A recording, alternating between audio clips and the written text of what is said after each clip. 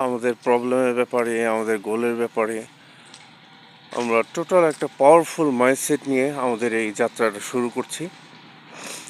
এবং নেক্সট আমরা যে কাজগুলো করব, যে কিছুটা লার্নিং না করলে আমরা আমাদের ডিসিশনগুলো, আমাদের স্থানকাল, যখন যে কাজটা করতে হবে সেই কাজগুলো আমরা ঠিক মতন করতে পারবো না। এটা আমাদের দেখা যাবে যে আমাদের কষ্ট হবে, কিন্তু আমরা সঠিক ওয়েতে করতে পারবো না বিধায় আমাদের সময় এবং কষ্ট দুইটাই নষ্ট হবে।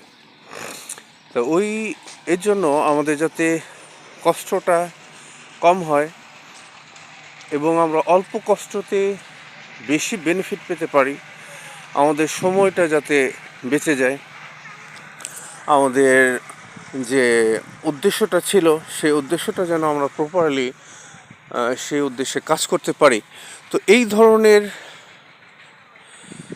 অবস্থার জন্য আমাদের যে কাজটা করতে হবে, যে আমাদের সঠিক ওয়েতে আমাদের কাজ করার জন্য অবশ্যই আমাদের শিখতে হবে, অ্যাটলিস্ট জানতে হবে এক্সিকিউট, মানে যতটুক করা দরকার, আমাদের যতটুকু প্রয়োজন ততটুকু আমাদের জানতে হবে। ওভার লার্নিং না, বেশি শেখা না। সাঁতার আপনি 1 বছর ধরে সাঁতার কাটার বই লিখতে পারেন, সাঁতারের ব্যাপারে আপনি শেখার ব্যাপারে অনেক বড় রিসার্চ, আপনি অনেক কিছুই করতে পারেন, গবেষণা করতে পারেন, কিন্তু তাতে আপনার সাঁতার শেখা হবে না যদি একটা দিন প্র্যাকটিক্যালি আপনি সেখানে না যান, সাঁতার না কাটা শেখা শুরু করেন।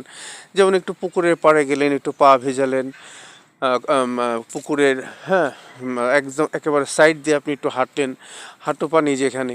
তো এভাবে করে করে করে করে গ্র্যাজুয়ালি আপনি সামনের দিকে আগালেন আস্তে ধীরে, তাহলে আপনি সাঁতার শিখতে পারবেন। কিন্তু 1000 বছর যদি আপনি 1 বছর 2 বছর 3 বছর ধরে যদি আপনি করেন, বই লিখেন সাঁতার কাটার, তাতে আপনার শেখা হবে না।